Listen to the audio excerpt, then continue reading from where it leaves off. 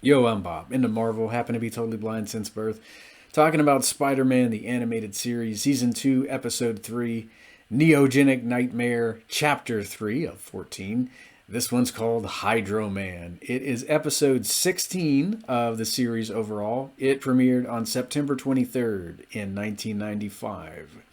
So there will be spoilers ahead. If you haven't watched the episode, I'd advise you to do that or you're going to get spoiled. That being said, jumping right in, and you were warned. So, Spidey is understandably a bit down in the dumps at the beginning of the episode. He's got to worry about his mutation disease, he's worried about what he might be turning into. That proclamation by Connors is still ringing in his head, I would imagine. And he's trying to get his mind off of the mutation disease by thinking about Coney Island. He wants to take Mary Jane there, but I like how he mentions that she's always afraid to get too close, and he wonders why she's always afraid to get too close, to take their relationship to the next level. I like this because in season one, we do get to see a lot of that. They're on again, they're off again. He's kind of, with Mary Jane, then he's with Felicia. But this goes into exactly what MJ's had to deal with in the past before I would imagine she even knew Peter. And Maury freaking Bench is one of the most disturbing characters I think I've witnessed in a cartoon. I remember watching this as a kid and thinking, wow, man, this guy, he just can't take no for an answer. And yeah, so we're introduced to Hydro Man in this episode, who is voiced by the legendary, the amazing, the spectacular Rob Paulsen, who I know best as Raphael in the original TMNT series. Rob also did Donatello in Teenage Mutant Ninja Turtles 2012, a myriad of other voices. I think he was in Gummy Bears too, and that was probably where I first heard Rob when I was like really little, really, really little, like 4 maybe. I don't remember who he voiced, but when I heard Raph for the first time when I was like 6, I was like, oh, that's whoever from Gummy Bears. I don't know. I haven't seen the show since like the late 80s, very early 90s when I was like a little guy. It was still coming on reruns when I was watching Ninja Turtles, I think. But yeah, Rob plays Maury in this episode, and he just nails it as he nails every other character. Um, he he makes a very awesome villain. And Spider-Man, he gets wind that there's a robbery in progress. They're storing rare pearls in this pressurized water tank, I guess. It's by a whole heck of a lot of aquariums. And so you've got Spider-Man headed to investigate. And unbeknownst to him, Hydro Man is the guy stealing the pearls for Mary Jane, of course. And Spidey's dunked into what I'm guessing to be a shark tank. I mean, it's probably a shark tank. I mean, they're very predatory creatures, and I mean, yeah, there is no audio description to these older shows, so I'm guessing that's probably what they are. That's what I always imagined watching this as a kid, and I did see this one when it premiered, and I could not wait to check this episode out. Just because, I mean, you had no idea what the heck was gonna happen from week to week in this show. Um, he does manage to get himself out of that situation, but oof, I would not want to be in that tank though. Stop taking space. Resume. So I forgot to mention when the episode starts, Spider-Man is also taking heat for robberies he didn't commit. Because of course, when a robbery goes down in Queens, I'm guessing he's probably, well, not really close to Queens, but anywhere he is, he's gonna get blamed for it. I don't know what paper he's reading. I would imagine it's probably the Daily Bugle because Jameson is usually the one to right off the bat blame Spider-Man for whatever the heck is going on. So not only is he having to worry about his mutation disease, he's also got to worry about being blamed for robberies he didn't commit. He's got to worry about his reputation as Spider-Man taking more heat. And after he comes out of the tank situation alive and well, the guards are like, Spider-Man really is the thief. And it's like, oh, come on, guys. I guess they must be snorting Daily Bugle stuff too. Um, it's insane that Peter works for the Bugle.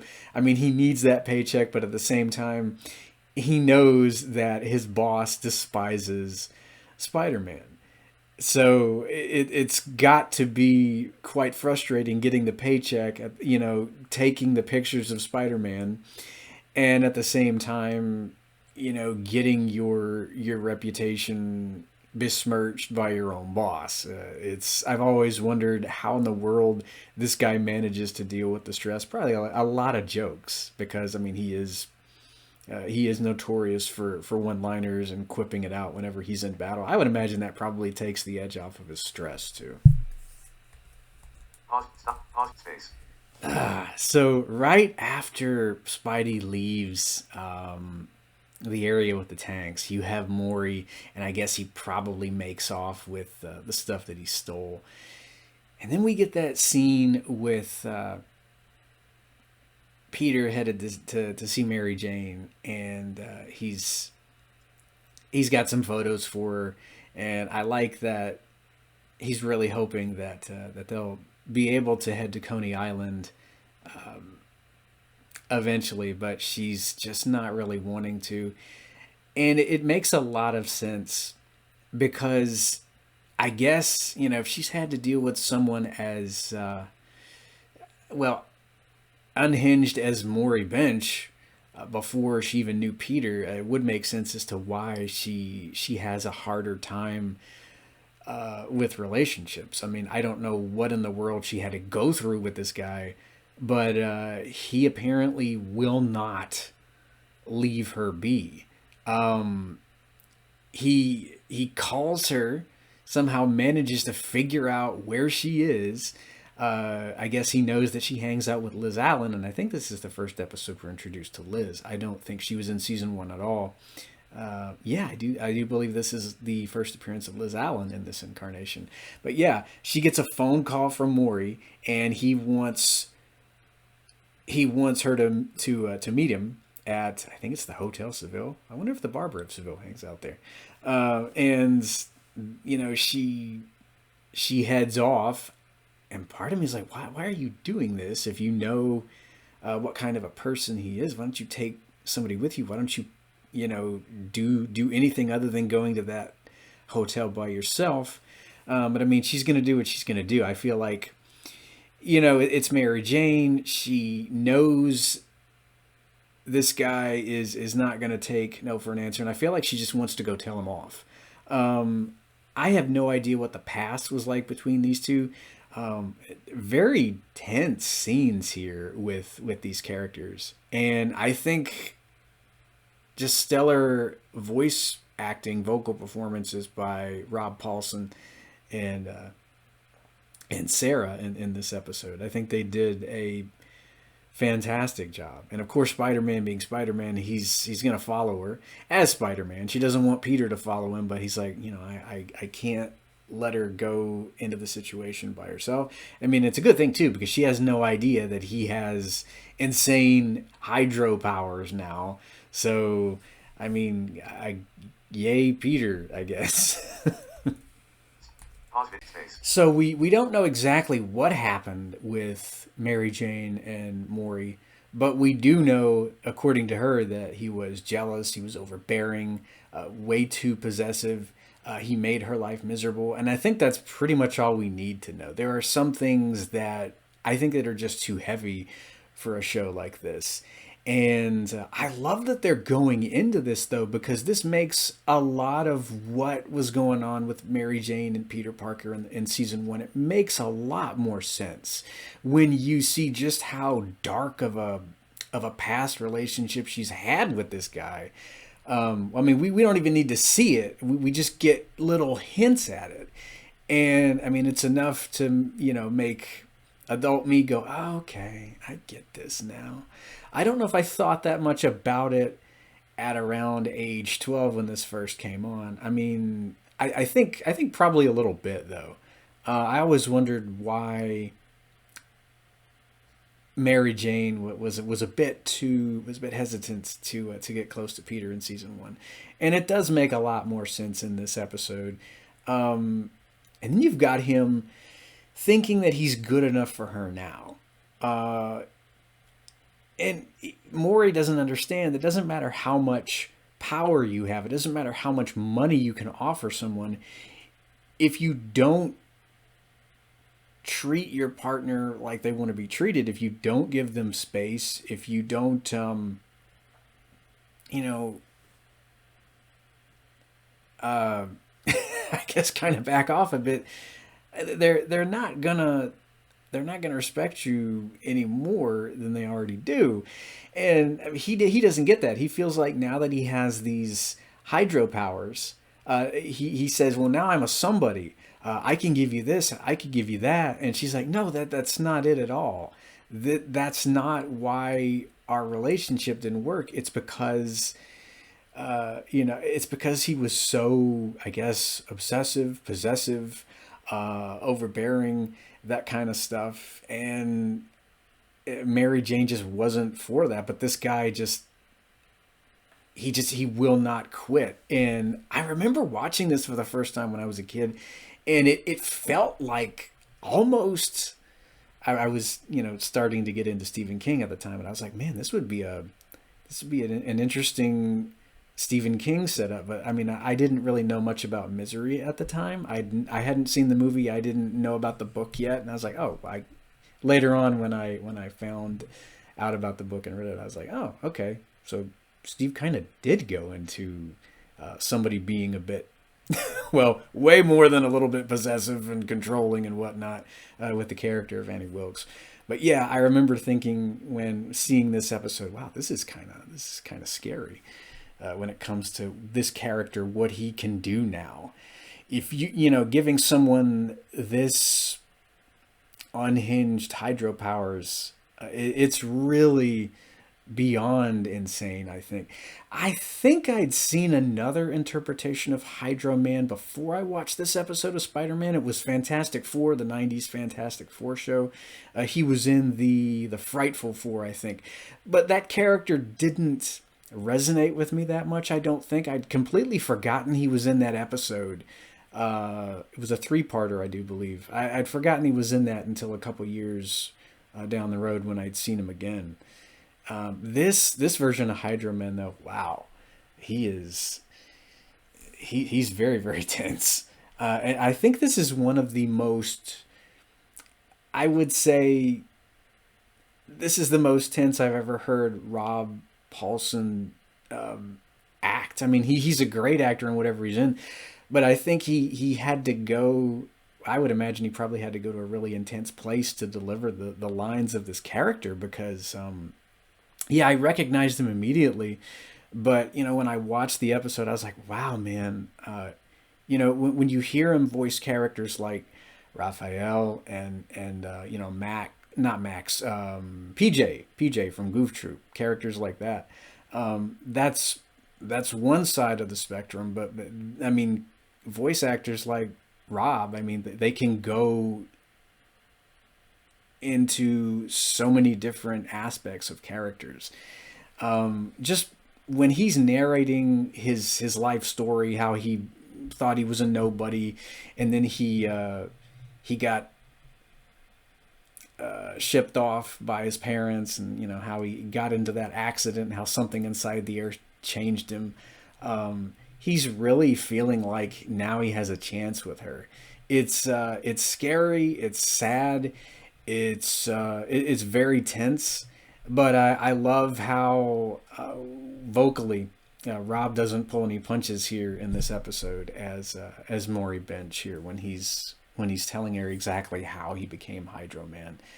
He's just one of my favorites. I think he'll always be one of the greats. I've got a lot of voice actors I really enjoy, and I think whenever I do episode reviews, I don't talk about them enough, and I really should, because they bring so much to animation. I mean, you can draw a character, but if you don't if you don't find the right person, I mean, they're just not going to mesh. Character and personality and voice, they're just not going to mesh. And not that I've ever really seen that happen in any shows that I've watched, but they nailed it. What they did with the character of Hydro Man here, and Rob's performance. Pause video. Space. So I think in this episode too, it's probably the first one where we find out about Mary Jane's dad, how he ran out on Mary Jane and her mom back when she was either in high school or somewhere in the tweens. We do go into a bit more of that later on in season 3, but yeah, in this episode, Bench uses that to hurt her right off the bat. He does make a comment like, "Well, at least I never ran out on you like your dad did," and that was really cold. But I mean, that's kind of when his mask is slipping a bit. Yeah, I remember this was the first episode in which I found anything out about Mary Jane's past. Her rough home life, about her dad running out on her, and I like how Spider-Man, he shows up there. They have this big battle, and I mean it's I'm sure it's a pretty cool fight scene. I don't know what all Maury is doing. Of course, no audio description in these older shows, but I think it was one of my favorite fight scenes early on in season 2. And then you have Spider-Man being his brainy self, going home and coming up with a solution to kind of mix into Maury's makeup, his H2O makeup there. So he's kind of incorporating his quick thinking into the situation. And when it comes to Mary Jane not wanting him to web swing her home, I actually like that. I like that she's like, nah, I think I'm just going to take a cab because I'm tired of weird men showing up in my life. She's like, nah, I don't need anybody to web swing me home. I'm fine.